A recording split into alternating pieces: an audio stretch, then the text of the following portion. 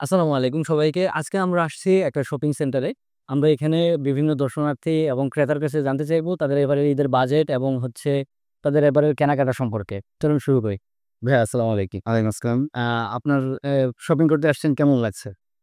ছেলে মানুষেরা শপিং ভাই আ একটা বয়সের পর তো আসলে ছেলেদের ঈদ বলে কিছু থাকে না, শপিং বলে কিছু থাকে না। ওইভাবে অন্যদের জন্যই করতে, করতে জীবন চলে যায়। আসলে মানে নিজের জন্য কোনো বাজেট আসলে বের করা যায় না। একটা পাঞ্জাবি গত বছর কিনেছিলাম, ওইটাই আবারও পরবো ভাবতেছি। আরেকটা হয়তো সাদা পায়জামা কিনতে পারি ৳৪00-৫০০ দিয়ে ভ্যান থেকে।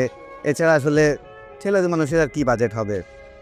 তাহলে আপনার এবারের ঈদে কোনো বাজেট নাই? হ্যাঁ, কিছু কিনতে হচ্ছে। আমার ৪ টা গার্লফ্রেন্ড আছে। ওদের জন্য আসলে অনেক কিছু কেনা লাগতেছে।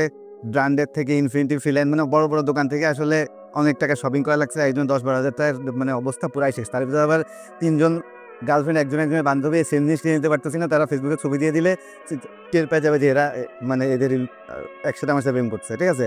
তার মধ্যে আবার ৩ জনের মধ্যে ২ জন আবার বেশি ভালোবাসি, তাদেরকে আবার বেশি টাকা দিতে হবে। ঠিক আছে? এ তো গেল বাদ দেন, ৪০-৫০ হাজার গেছে। তারপর আবার গ্রামে বউ বাচ্চা আছে। ঠিক আছে? তাদের জন্য ভাই মানে মাথা নষ্ট। এরা ছেলের ঈদে কি ছেলেদের কাছে ছেলেদের ঈদ নেই ভাই। ছেলেদের ঈদ এখানেই শেষ হয়ে গেছে।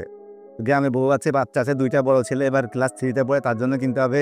মেয়েটা বয়স হচ্ছে ৩ বছর। তারে ভালো কি দিতে হবে, বউয়ের জন্য শাড়ি কিনতে হবে। এ মানে পুরাই শেষ। তারপরে একটা ক্লাস আছে, তারে পড়ানোর জন্য বাচ্চাকে কিছু একটা গিফট দিব, বেতন সব শেষ। বুঝতেছি আপনার কষ্টটা। আপনি আ ভাই মোবারক।